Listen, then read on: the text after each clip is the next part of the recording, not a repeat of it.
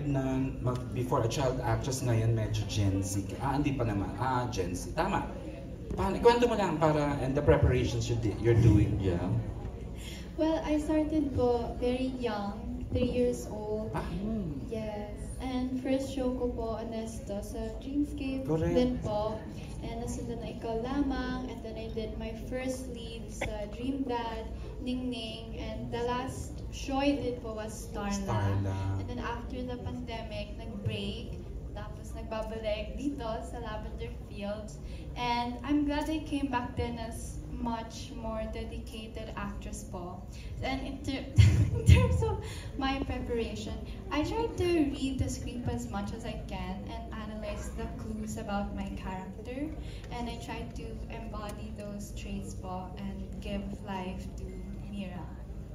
Ayan, maraming salamat, Jana. And ito, second question is for Miss Jody Santa Maria. Hello. Ito na naman tayo. Hello. So ito, marami tayong nakikita mga ganong klaseng proyekto, action. Pero ito, ano yung pagkakaiba niya dun sa, para masabi natin na, iba ito, ito, bago to, paano ba? Paano mo kinaklasify, Mara, yung ganyang bago na talaga? Malinaw sa akin to bago. Kasi parang kung papansin, Jeff, thank you ha. Kung papansin mo, in terms of genre, isa siya sa hindi ko pa talaga nagagawa. So parang gusto ko lang din siyang i-explore, tignan ko kung ano mangyayari kapag ginawa ko siya. Yun. So parang I think if you're asking kung ano yung bago, I think kasi bagong genre siya for me. It's an action drama. Before kasi ginagawa ko either family drama, nakapag-romcom na ako. Horror, ganyan. So, I guess yun yung bago. Susundot lang ako dyan, Jody, no? Kasi sabi mo, hindi siya yung usual revenge na sinabi mo kanina during sa making, no? I wanna ask Joel Mercado, our creative manager, yung sinabi ni Jody, talagang hindi siya the usual revenge story? Oo, not the usual revenge story. As the branding goes, the grandest, di ba? Ang challenge din sa writing, ang dami na naging revenge dramas in the past.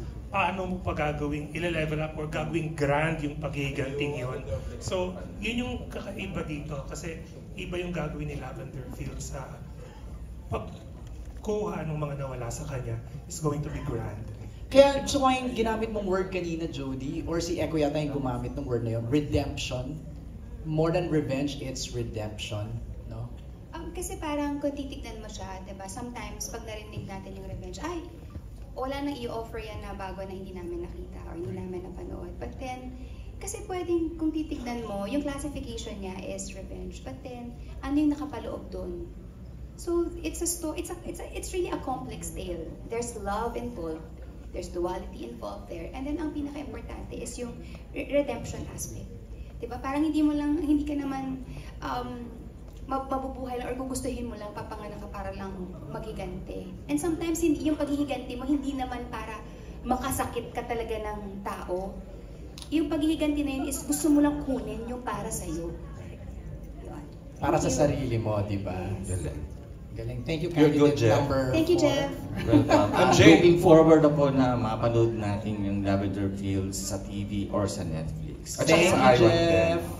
MJ, yes. Baka makalimutan ko lang kasi the last time we saw her sa isang phenomenal show, wala siyang ginawa kundi manampal left and right. Pero dito parang wala pa ako nakikita. Nay, anong feeling na parang medyo ang bango-bango mo dito, ang linis-linis, diamante, diamond star. As in, parang hindi kita nakita in the last years na ganitong role. How does it feel doing this at wala kang... Parang wala ka pang nagagat, nasusampulan. Wala. Dito hindi ganon. Iba naman. Kaya nga gusto ko to eh. Kasi iba. Na happy ako dahil kasama ko si Jody. At talagang napakagaling niya dito. Sobra talaga siyang galing dito. Kaya kailangan mo ito talaga. You're equally great, Makinay. Iyak lang iyak yung last 20 minutes sa pagpasok. Yung napaka-hopeful ng character mo. Yun, people were saying na, ay, there's hope for Jasmine. Parang, di ba, parang nung dumating ka, parang Tapos it turned out na nasa in the making pala yung backstory mo. Meron palang I know, diba, MJ? may motive pala ng si Inay, yung character niya, si Astor. Pwede bang ulitin for the benefit of those na naandito na, yung backstory lang na without oversharing, yung backstory ni Astor? Meron kasi siyang anak. So nakita niya yung kay Jody. Pero ang difference, yung anak ko at si Jody, yung anak ko nawawala.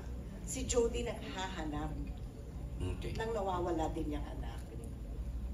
Kaya parang nakita ko sa kanya si Marigold. Okay. Naku, ang ganda nila. Baka mapagalitan ako. Kaya nga. Sabi ko, ng mga direktor nakatingin na sa akin. MJ, go ahead. Okay, down to our last 3 questions. Oh. Ang meron tayo dito is from J of Certified Kapamilya for Janine Gutierrez. Mabulaklak ang pangalan ng teleserye, kaya ito ang question ko for you, sabi dito. Kung isa kang bulaklak, kung isang bulaklak ang kalagayan ng puso mo ngayon, anong flower ito at bakit? Damang-dama ang love ngayong afternoon. Hindi ko yan tanong ha. O, Janine, gusto mo yung papel? Basahin mo. Grabe pang Miss Universe! Di lavender na rin. Kasi, pero hindi talaga lavender, sorry. Hindi talaga lavender. Tinry kong ipasok. Hindi. Tinry kong ipasok, pero hindi. Siguro sunflower. Why? Kasi nakakita na ng liwanag. Oh my God. Mic drop. Thank you for that wonderful question. May gusto bang sumagot? Yung nakabulkap. Salamat po sa pagpunta niyo dito. Mauna na po ako sa atin. Okay, next question. MJ, pagbigyan mo ulit ako. Jericho, iba ka today. Saan ang gagaling kakaibang saya? at Hindi, ito flow ang magandang mo? tanong kay Echo. Anong Oo. favorite flower mo, Echo? Sige, dalawang yun. Sunflower po.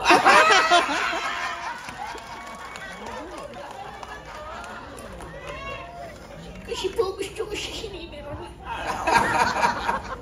Saan ang gagaling kakaibang saya? Sobra kang nag-share ng sobra na we never saw you this before. Pero ngayon, ang saya-saya ng ano mo, Echo.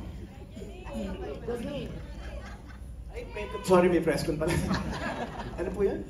Saan ang gagaling kakaibang saya mo ngayong araw?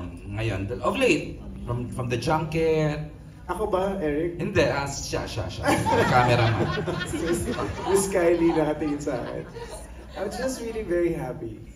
On the professional side, I'm so happy to be with these guys, like right now. My team is here, they're so happy for me, and I love them. But on the personal side, all of these people that I work with love her. Oh my God, ulit! So, it just feels light, you know what I mean? Everything just feels light, if you know what I mean. Yes. So, we're professionals on set. We can joke about it off screen, but when we step there, so it's just like there's a really good balance. Echo, just stay happy. We're so happy for you, I swear. Okay, MJ, ituloy mo na. Ito, kay Jody